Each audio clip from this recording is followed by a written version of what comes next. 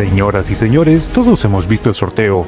Hemos visto supuestamente al software hacer su trabajo, los nombres salir, los comentaristas dar sus impresiones, pero me temo que lo que han visto en la televisión es solo la mitad de la historia, porque detrás de la elegancia del Fórum Grimaldi en Mónaco se esconden historias, dramas, coincidencias y por supuesto negocios. Hoy vamos a hablar de lo que no te han contado del sorteo, de lo que la prensa no ha querido decir y de las caras que en un solo segundo lo dijeron todo. Hablemos de la suerte o más bien de las supuestas casualidades, que a estas alturas ya no sorprenden a nadie.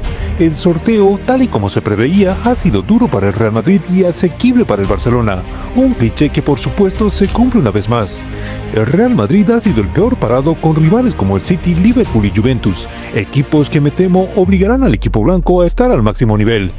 En contraposición, el Barcelona tuvo una suerte entre comillas que ya resulta increíble. Se medirá con el Chelsea y el PSG sí, pero el resto de sus rivales son infinitamente más asequibles de los de cualquier cabeza de serie, con decirte que solo ganando a los otros rivales de su serie, el equipo culé ya estaría clasificado. ¿Os parece raro? Y es que esta casualidad a estas alturas ya se siente como una auténtica provocación al mundo futbolero. El sorteo de Champions, y para sorpresa de nadie, ha vuelto a allanarle el camino al equipo más tramposo de la historia del fútbol.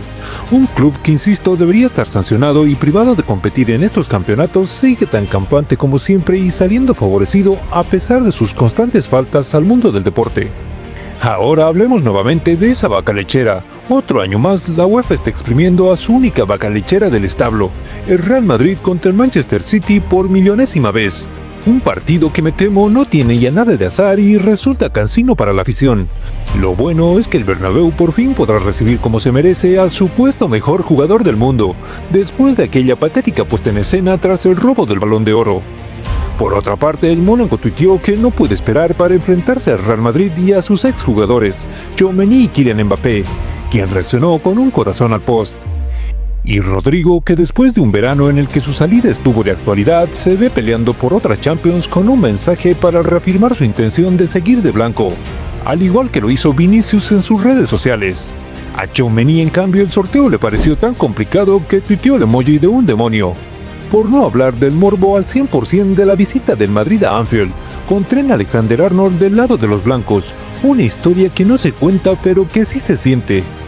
Por otra parte, la cara de Emilio Butragueño lo decía absolutamente todo con esa expresión de «otra vez», aunque por supuesto su discurso fue el diplomático. «Nos van a exigir al mejor nivel, no será nada sencillo». Una frase que viniendo de él nos dice que la situación es hasta cansina. Y mientras la UEFA juega su negocio, hay otra cara del fútbol, la cara del Kairat, un club de Kazajistán que tuvo su momento de gloria. Un equipo que tras su clasificación heroica estalló de fiesta cuando supo que se enfrentaría al Real Madrid.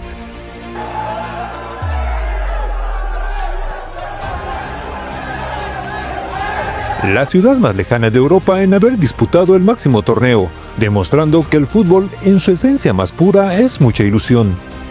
Al final, el sorteo de la Champions League nos deja varias lecciones. El fútbol no solo es un juego, es un espectáculo de morbo, de negocios y de supuestas casualidades. Es la suerte entre comillas del Barcelona que una vez más se ve favorecido en el sorteo. Es la suerte de la UEFA que una vez más se sale con la suya y es la suerte del Real Madrid que me temo se verá obligado a jugar el papel de la vaca lechera por otro año consecutivo. El sorteo ha terminado, pero el relato, señores, acaba de empezar.